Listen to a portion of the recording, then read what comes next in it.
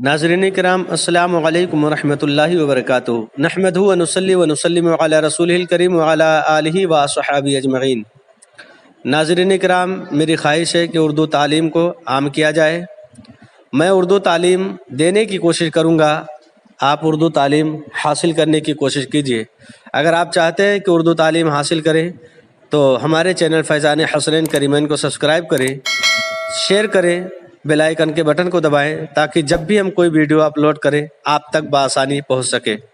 آپ حضرات اردو تعلیم حاصل کر لیں گے تو انشاءاللہ تبارک و تعالی جو مسائل کی بڑی بڑی کتابیں ہیں آپ بآسانی ان کتابوں کو پڑھ سکتے ہیں اور پڑھنے کے بعد دین کا علم حاصل کر سکتے ہیں۔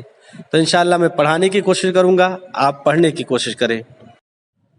ناظرین کرام، تعمیر ادب حصہ اول کے اس سے پہلے ہم 22 اسباق پڑھا چکے ہیں۔ آج ہم سبق نمبر 23 پڑھانے جا رہے ہیں۔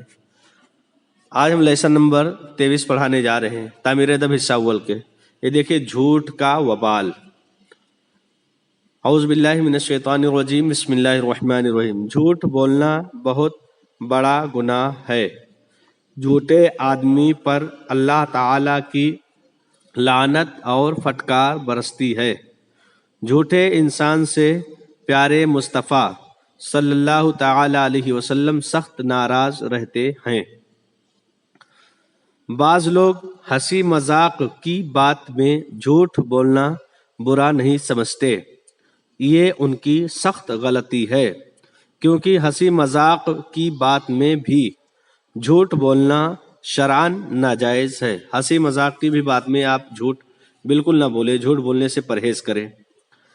ایک لڑکا اپنے گاؤں کے کنارے میدان میں بکریاں چرایا کرتا تھا۔ نصیحت کے طور پر ایک واقعہ بیان کر رہے ہیں صاحب مصنف علیہ رحمہ۔ اس کو ایک دن شرارت سوجھی، اس نے چلانا شروع کیا، بھیڑیا بھیڑیا۔ گاؤں والے مدد کے لیے دوڑ کر آئے۔ وہاں نہ بھیڑیا تھا نہ شیر، یہاں بھیڑیا اور شیر کچھ بھی نہیں تھا۔ لڑکا کھلکھلا کر ہنسنے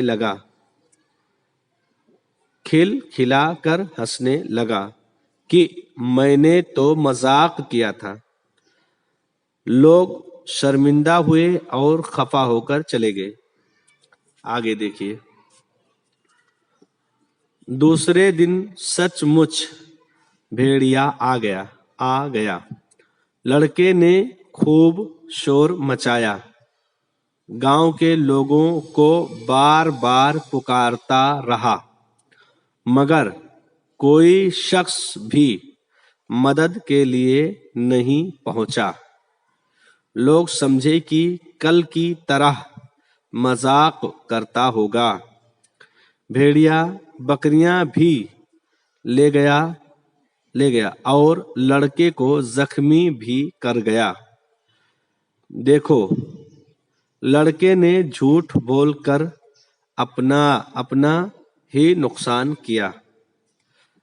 اب نیچے کہہ رہے ہیں کہ پیارے بچوں، تم لوگ جھوٹ بولنے سے ہمیشہ پرہیز کرنا۔ جھوٹ بولنے میں اکثر و بیشتر اپنا ہی نقصان ہے۔